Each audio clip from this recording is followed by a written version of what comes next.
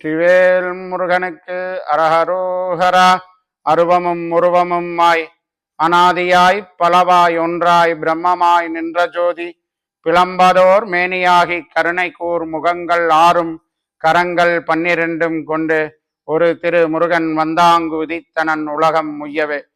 என் பேர் ஆதீஸ்வரன். பெரிய தடாகம், கோவை மாவட்டம் பெரிய தடாகம் அனுபாவி சுப்பிரமணிய சுவாமி திருக்கோவிலில் 4வது தலைமுறையாக இங்கே பூஜை பண்ணிட்டு வர்றோம். இந்த முருகன் திருக்கோவில் ராமாயண காலத்தில் ஏற்பட்டது. ராமாயண காலத்தில் ஆஞ்சநேய சுவாமி சஞ்சீவி மலை எடுத்துட்டு வர வழியாக தண்ணீர் தாகம் ஏற்பட்டு எங்கேயுமே தண்ணீர் கிடைக்காம இந்த வழியாக வர்றார். இங்கே வரும்போது இங்கேயும் தண்ணி இல்லை. மலைக்கெல்லாம் அதிபதி முருகப்பெருமான் இருப்பாருன்ட்டு முருகன்கிட்ட தண்ணிக்காக ஆஞ்சநேய சுவாமி தவம் இருக்கார். தவம் இருக்கும்போது முருகப்பெருமான் வேலாயுத்தினால பூமியில் குத்தி ஆஞ்சநேயருக்கு தீர்த்தம் கொடுக்குறார். அணுனா ஆஞ்சநேயர், வாவினா ஊற்று, அணு வாவி சுப்பிரமணியர்னு இந்த திருக்கோவிலுக்கு பேர். இந்த முருகன் கோயில்லையுமே ஆஞ்சநேய சுவாமி இருக்க மாட்டார்.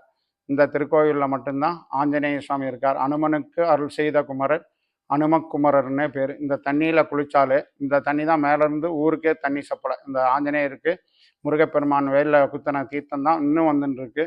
ராமாயண காலத்தில் ஏற்பட்டது. ராமாயணம் நாங்கள் இங்கே 4வது தலைமுறையாக பூஜை பண்ணுறோம். கும்பாபிஷேகங்கள், கணபதி ஹோமங்கள், இந்த மாதிரி பரிகார ஹோமங்கள், சத்ரு சம்ஹார யாகமெல்லாம் இங்கே ரொம்ப விசேஷம். வேல் முருகனுக்கு அரோகரா.